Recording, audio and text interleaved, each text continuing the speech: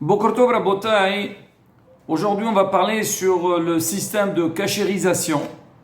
Comment faire pour cachériser des ustensiles qu'on ne peut pas les utiliser pendant la fête de Pessah.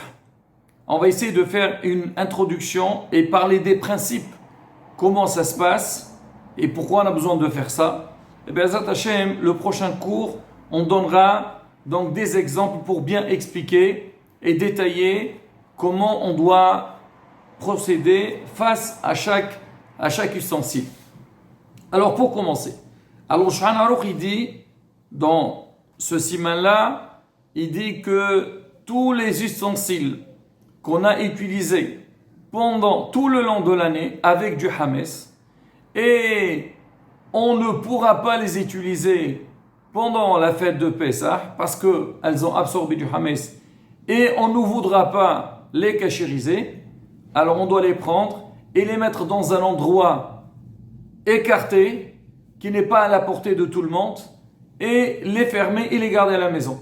Donc on n'a pas besoin du tout, même il y a certains, ils les vendent, on n'a pas besoin de les vendre. Bien sûr, il faut les laver, les nettoyer, qu'il n'y a pas du hametz ba'ain, c'est-à-dire ils sont propres, mais donc à l'intérieur de l'ustensile, il y a le goût du hametz. Ça c'est la première des choses, on les met de côté, on les ferme à clé et on range la clé aussi quelque part, comme ça on est sûr et certain de ne pas se tromper et avoir accès à ces ustensiles-là.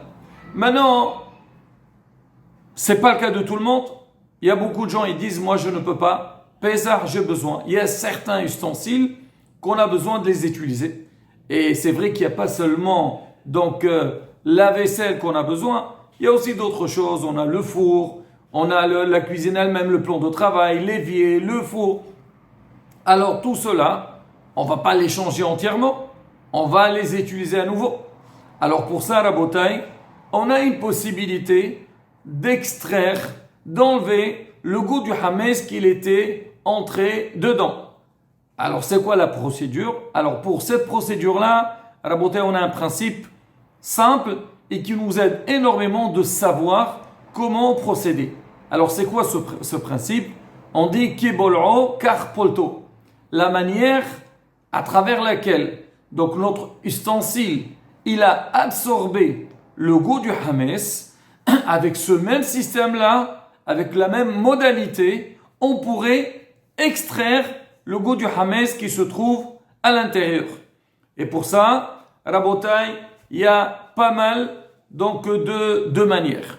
Alors la première qui s'appelle l'iboun. C'est quoi l'iboun? C'est mettre sur le feu. Ça veut dire, si jamais j'ai un ustensile que, en général, on l'utilise, ça veut dire, on utilise la hametz à l'intérieur ou dessus avec le feu, là il va falloir faire ce qu'on appelle le liboun. Alors comment ça marche le liboun? C'est que il faut bien sûr bien nettoyer l'ustensile en question et mettre le feu dessus. On prendra des exemples à la bouteille. C'est donc le mettre soit dans le feu ou bien mettre le feu dessus de manière jusqu'à que l'ustensile en question il rougisse, et si on donne un petit coup sur cet ustensile là, il y a des étincelles qui vont sortir de cet ustensile. C'est ça le liboun. Le liboun, c'est pas prendre cet ustensile qui est hametz et le faire passer sur le feu. Ça marche pas. Là, on appelle ça un liboun hamour. Il faut que ça soit une manière forte. Alors maintenant, ça c'est le premier cas. Il y a le deuxième cas, c'est ce qu'on appelle la hag'ala. C'est quoi hag'ala? C'est mag'il, c'est-à-dire enlever, extraire. Alors comment ça marche? Alors de quel cas on parle? On parle d'un ustensile que lui, on a utilisé dedans du hametz, mais comment le hametz il a pu pénétrer à l'intérieur? C'est à travers un liquide. Par exemple une marmite. Alors moi j'ai cuit dedans par exemple des pâtes. Alors maintenant les pâtes, on les cuit pas, on les met pas directement sur la marmite. On met de l'eau et après on met les pâtes. Donc ça fait que le goût du hametz, quand il va sortir donc du hametz pour pénétrer à l'intérieur de l'ustensile, c'est à travers l'eau. C'est l'eau qui va le faire donc pénétrer dans l'ustensile. Alors dans un cas pareil, il va falloir faire ce qu'on appelle une ag'ala. C'est prendre un ustensile et mettre dedans de l'eau jusqu'à que l'eau elle bout. Et après, on va faire tremper à l'intérieur le kili. Même pour ça, Rabotai, il y a une procédure. Déjà, le kili, l'ustensile dans lequel on va faire la gala, il faut que ce soit un ustensile que ça fait plus de 24 heures qu'on ne l'a pas utilisé, même si c'est un ustensile de Hames.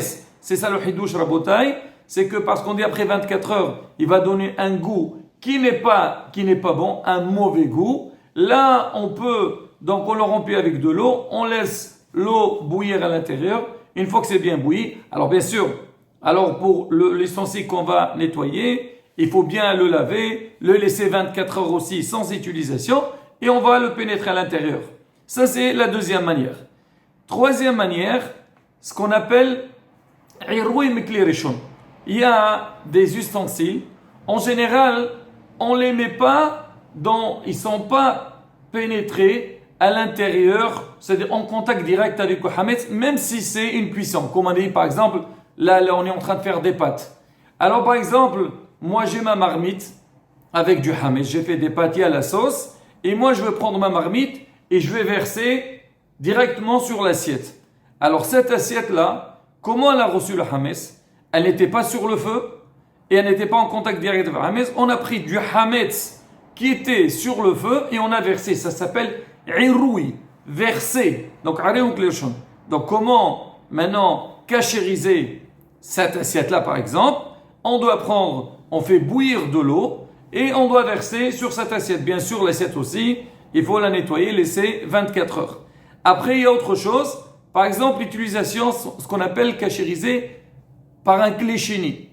Un exemple, toujours la même chose. Par exemple, j'ai ma marmite, alors que j'ai fait un bouillon.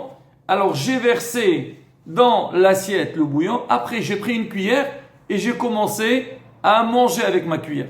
Donc, ma cuillère, elle était en contact avec le hametz. Pas sur le feu, pas à l'intérieur de la marmite. On n'a pas versé sur elle, mais plutôt, on a mis la cuillère à l'intérieur dans l'assiette où il y avait du hametz et j'ai bu. Ça s'appelle, donc on cachérise ça, mes clés, donc mes clés chini, d'Azien Kili. Rabotai, ne prenez pas donc des principes. Moi je dis que les principes. Après, donc il faut dire cas par cas. Mais attention, au prochain cours on dira tous les cas. Parce que dans certains cas on est mahmir pour beaucoup de raisons. Après le dernier cas, c'est quelque chose qu'on l'utilise toujours à froid. Il n'a jamais été en contact avec du hametz à chaud. Alors celui-là, on le prend, on le nettoie et on peut l'utiliser sans aucun problème. Maintenant, il y a d'autres ustensiles qui n'ont aucun moyen d'être cachérisés. Par exemple, tout ce qui est en argile, il y a aussi la porcelaine. Alors on dit que cela, on ne peut pas les cachériser. Les ashkenazim, même le verre, tout ce qui est en verre, quand il a été utilisé avec le hametz à chaud, pour les ashkenazim, il n'y a pas de solution. Pour les sfaradim, alors si le hametz était en contact avec un ustensile en verre, ça pose pas de problème. On nettoie donc cet ustensile-là et on peut l'utiliser. Il n'y a aucun système de cachérisation qu'il faut faire pour le cachériser. Voilà Rabotai, donc les principes de cachérisation qu'on rencontre pour cachériser donc tous les ustensiles qui sont hametz. Et bien, Bezrat Hashem, prochain cours, on traitera cas par cas pour savoir de quelle manière il faut agir donc par rapport à cet ustensile. Hizqo ve'emso.